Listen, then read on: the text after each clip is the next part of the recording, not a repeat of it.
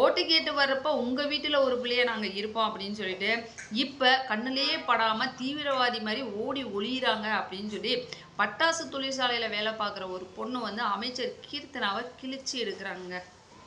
கீர்த்தனம்மா வணக்கம்.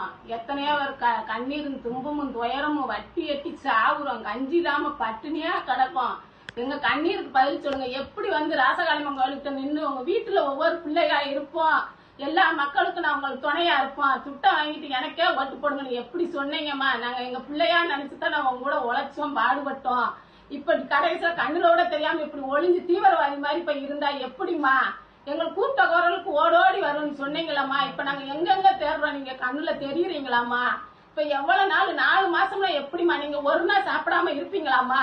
அப்ப உங்களோட பசி எப்படி? அது மாதிரி ஏழைகளோட பசியை நீங்க ஏமா பாக்கல? அப்ப நாங்க பசியோட இருப்போம்னு உங்களுக்கு தெரியலையாமா? நல்லாட்சி வரணும்னு தான் நம்ம துட்டை வாங்கிட்டு கூட உங்களுக்கு ஓட்டு போட்டோம்.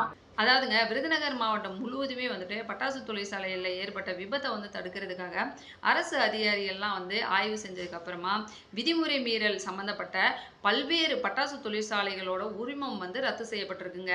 இதனால 10,000க்கும் மேற்பட்ட தொழிலாளர்கள் வந்துட்டு வேலை இல்லாம, வருமானம் இல்லாம ரொம்பவே கஷ்டத்துல வந்து இருக்காங்க. அதே மாதிரி இதுக்கு முன்னாடியும் வழக்கமா பட்டாசு தொழிற்சாலைகளை வந்துட்டு ஆய்வு மேற்கொள்றப்ப விதிமீறல்களை வந்து கண்டறிஞ்சு அதனோட குறைகள் எல்லாத்தையுமே வந்துட்டு நிவர்த்தி செஞ்சு அடுத்து 30 நாள்ல வந்துட்டு மூடப்பட்ட தொழிற்சாலைகள் எல்லாமே வந்துட்டு திறக்கிறதுக்கு அனுமதி கொடுத்துருவாங்க.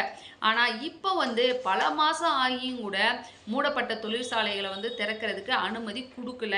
அதனால பட்டாசு தொழிற்சாலையில வேலை பார்க்குற ஆண் பெண் தொழிலாளர்கள் எல்லாமே வந்துட்டு இன்னைக்கு வேலை இல்லாம, வருமானம் இல்லாம, வாழ்வாதாரத்தை இழந்து ரொம்பவே கஷ்டப்பட்டுட்டு இருக்கோம்.